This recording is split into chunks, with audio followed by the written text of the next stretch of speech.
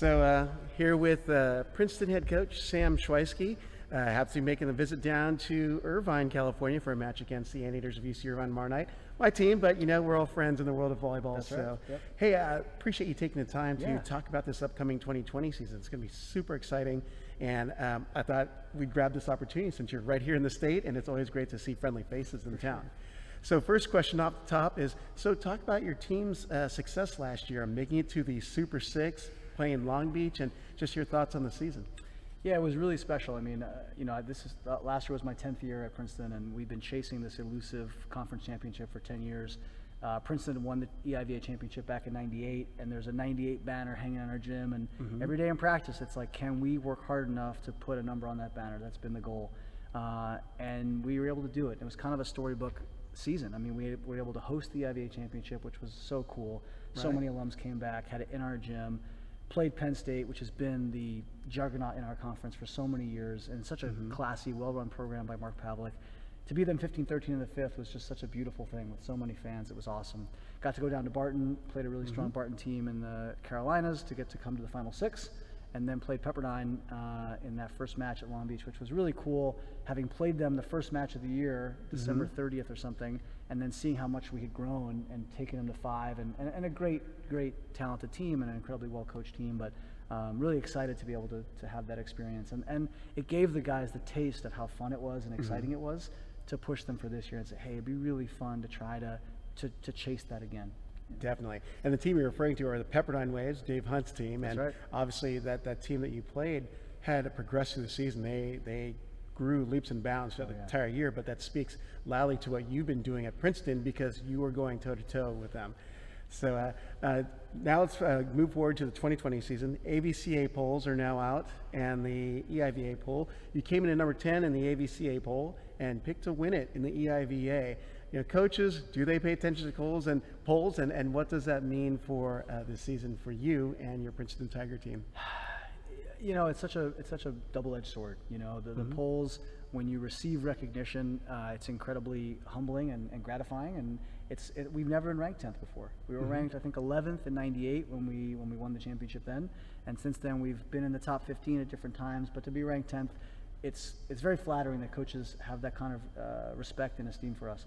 On the flip side, you're as good as your last match, and you know, we haven't played any games this year that count. So, you know, we try to get the guys focused on hard work and process, and the results come. And so, pat on the back, it's great, but let's try to earn it and prove it on a day-to-day basis, because really the teams that can stay focused on working hard and getting better, those are the teams that are going to be ranked high at the end of the season poll, which would be the poll that we'd be all sort of most coveted to get after that one, as opposed to the preseason poll. Right. So obviously it's a very competitive EIVA now, which is great for the sport of volleyball.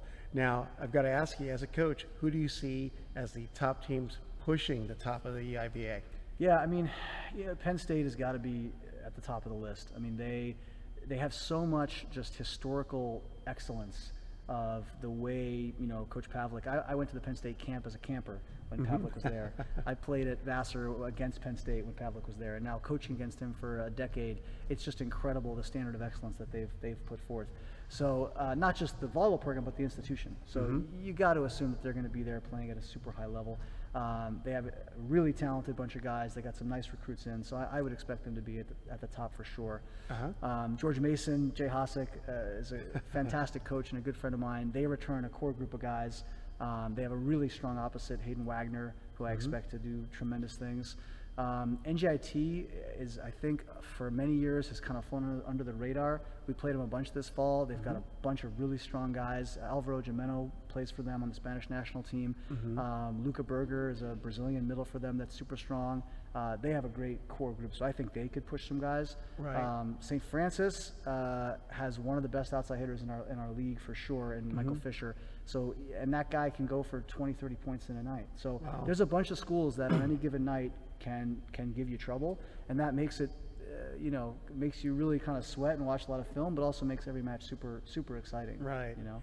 Well, you kind of touched on it obviously through the teams you've mentioned, but who are going to be the top names and athletes that we should see out of the EIVA this year? And you can name some Princeton guys too. Yeah, so a couple, I mean, I touched on Penn State. I didn't mention some of their best players. Brett Wildman is a sophomore who was tremendous last year. I got a chance to coach him with the youth national team a few years ago. Great kid, incredible athlete, and I expect him to do some big things. Right. Bobby Wilden is a guy that's been on Penn State's roster for many years, has had some injuries. Word is he's healthy, and if he's healthy, Yeah. he's a beast of an animal and an athlete. So I think those two guys together. Henrik Falk-Lawton is back, the big lefty. I'm blanking on his name right now. That they have, the 6'11" lefty from California, is tremendous. They have a lot of very strong pieces Right. that I think are going to give some guys some trouble. Sam Greenslade is an outside hitter for George Mason who's going to be really strong. There's a setter for St. Francis that's very strong. Rummy does a great job training setters. There's a lot of teams that have different guys that I think on any given night can Right. kind of give you fits. Harvard has Stavertlik, probably the best setter in our league. Right. So there's a bunch of teams that have guys that on any night can kind of take control of the match and really give teams a hard time. Makes for an sure. exciting time in the EIVA, that's for sure. Absolutely. Well, let's pull it in. Well, we've gone Okay. macro, let's go to the micro. Okay. So let's talk about your team. You've got a solid core coming back in. You've got Joe Kelly running the court. You've got a few outsides in Greg Luck, as well as Parker Dixon, and your middle opposite actually looks like you're going with opposite with Human. So talk about this team that you've got coming out for 2020. Yeah, I mean, so the three seniors, Human, Dixon, Luck, are just, they've been on the court since freshmen. And so that's the benefit of having them play so many matches for us and sort of Right. take their lumps early as in their career. They figured a lot of things out, and by now they're much more relaxed and sort of confident on the court. Joe Kelly running the offense the last 3 Right. years is a great thing. The nice thing is we had such a complex sort of non-traditional offense last year with George in the middle opposite hybrid, moving Greg in and out of the middle and outside and stuff, that the team, at least the returners, are very comfortable in adapting and doing Right. different things. And so I was talking to two of the guys yesterday, and I was saying, what lineups do you think, and this and that, and I said, well, we'll probably do these two or this three, and one of them said, really, only 3 options? And I said, well, we'll see. Maybe there's a 4th or a 5th. But Right. I just appreciate their growth-mindedness and their openness to trying different things. Right. Volleyball, the best teams play a certain way, but sometimes you look at the talent you have and you go, I don't know if we fit that way. And so Right. let's see how can we maximize our talent. So Right. I'm just appreciative that they've bought into that, and I think it's gonna pay dividends for us. Well, that's great with that great core of guys. Now, any new faces that we should see contribute to the ferocity of the Tigers this year? Yeah, I think Jared Nelson and Tilla Delignot are 2 sophomores who played some last year, but I think this year are both kind of poised to sort of make a bigger impact. And then freshmen Alex Merkai and James Hartley and Nico Posovac, probably all 3 freshmen have a chance to impact the court. And so, people have asked, how are you look and what do you think? And it's like, we'll find out this week. Yeah. I think the fall ball is good, but there's a measure of the bright lights aren't on yet. Right. And so I think this week, certainly, we play UC Irvine tomorrow. We have an exhibition against Pepperdine on the 31st, and we have a match against USC on the 2nd. I think when the bright lights are on and you get pushed by some top opponents, you really start to see, the cream rise and who's where. And so that's what I always love this trip, because we get to go back east with a notepad full of stuff and saying, here's what we got to work on, here's what we have to get better. Right. Because that's what you're always searching for. And a lot of times in your own gym, you don't get to see it. So we'll find out pretty soon.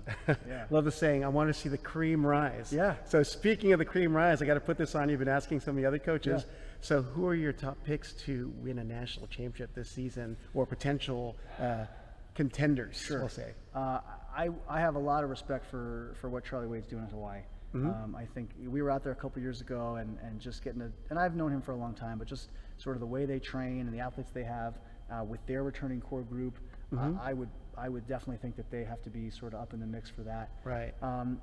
After that, there's a lot of knowns. Right. UCLA has an incredibly talented roster.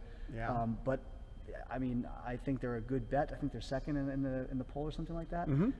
But again, let's see what can happen with the bright lights, and let's see. Right. BYU is up there for good reason with Gardini, and the opposite from Puerto Rico is a tremendous player. But I think Stanford has a really nice roster with some good players. I think the top 4 or 5 makes Lewis is returning a bunch of guys, and Dan Friend's an incredible coach. So I kind of looked at that poll and said that makes sense to me as a starting block. But now let's see, right? Yeah. Let's see who pushes who, and then like you made the mention about Coach Hunt, who gets better in 3 or 4 months. Right. You know, so those are the teams, I think, with the special coaches and the special cultures, that their teams get better over time. And that's what I keep trying to ask questions and glean information, like how do you get your culture to the point where the team is making itself better? And that's something, you know, I know Long Beach is playing now, I think, some exhibitions. They lost some talented players. Their culture is tremendous. I was down at the holiday camp watching Nick McRae run the culture that they run over there with Alan Knipe, it's unbelievable. Right. And so I wouldn't count them out. I mean, there's a lot of teams, I think, that have so many things going for them that you think could make a run come May. All right, I'm going to put this one on you. I had to ask. So we've got the favorites, but is there a dark horse pick that could win a national championship? You kind of mentioned Long Beach State, but let's nail one down here and get it documented. A dark horse pick. If I had to pick a dark horse for the national championship, I would probably go with Lewis.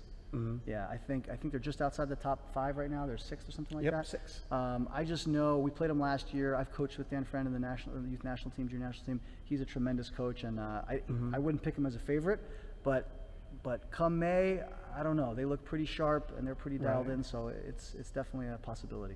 Well, excellent. I appreciate your time, Sam. Yeah. I got to say, special thanks to the guys over at the Net Live. Been doing it for 10 years, and we're going to miss them. And met Sam through the guys at the Net Live, and we're hoping between Jay, myself, a bunch of the other coaches that have agreed to come on board that we can at least get something remnant of the Net Live. In fact, I got this on just in case. There it is. Yep, old school shirt. Jeremy, I like it. Nice. But I appreciate the time. Looking forward to speaking with you throughout the 2020 season. I'd say good luck for tomorrow night, but that's my team. I understand. Play hard. I understand. Appreciate it. Thanks, Sam. Appreciate it. Yep.